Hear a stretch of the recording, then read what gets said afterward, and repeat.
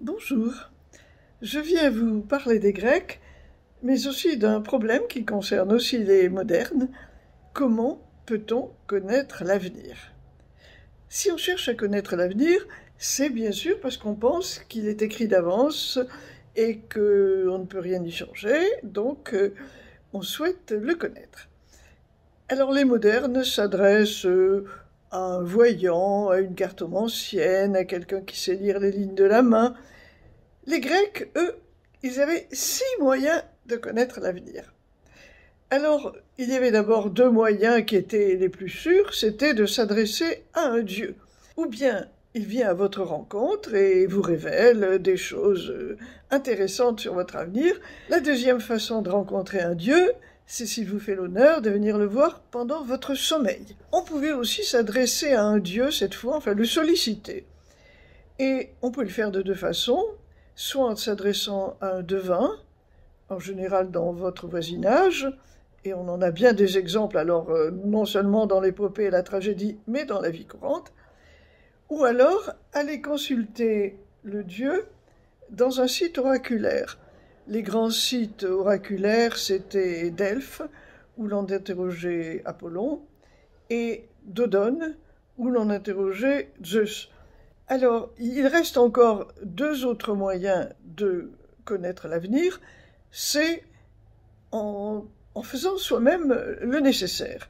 Alors pour cela, il y a 2 hypothèses, où vous essayez de faire appel à un mort, qui dès l'instant qu'il est mort, devient lui aussi omniscient comme un dieu, et va pouvoir vous révéler tout ce qui vous attend, ou alors on avait souvent recours à la magie pour connaître l'avenir. Alors, connaître l'avenir, ça peut être soit que vous désirez connaître votre avenir, soit que vous désirez agir sur l'avenir d'un autre. Et on a retrouvé de façon tout à fait surprenante, dans les dernières décennies, beaucoup de tablettes qu'on appelle des défictiones.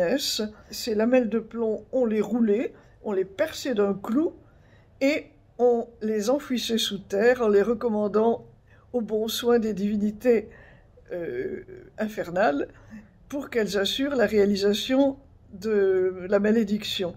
On a aussi trouvé alors même ce qu'on a pu appeler des poupées vaudou, où on a des images, de grossières images humaines, avec les bras dans le dos et attachés. Et enfin, il y aurait même une 6e méthode de connaître l'avenir, alors là qui est beaucoup plus rationnelle, c'est plutôt par des sciences comme la médecine, avec les médecins rationnels, et l'agriculture, où on pouvait prédire l'avenir. Voilà. Alors si vous voulez, mon livre me paraît, et j'espère qu'il vous paraîtra, intéressant, je dirais essentiellement à 2 points de vue. D'abord, il fait le point sur les découvertes remarquables de l'archéologie pendant ces dernières décennies. Je pense qu'il est intéressant aussi à un autre point de vue, c'est que, comme je le disais dans l'introduction, quand on demande à consulter l'avenir, c'est qu'on pense qu'il est déjà écrit.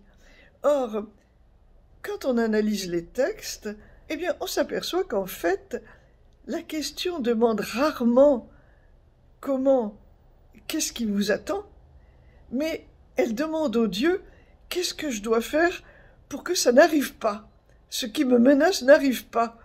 Donc, il y a quand même sous-jacente l'idée que peut-être que ce n'est pas écrit, et peut-être que on peut agir sur l'avenir. Donc, finalement, je pense qu'il y a toujours au fond du cœur des Grecs ce qui est dans le mythe de Pandore. Vous savez, elle a déversé sur l'humanité tous les maux, mais il est resté quand même au fond de sa boîte l'espoir.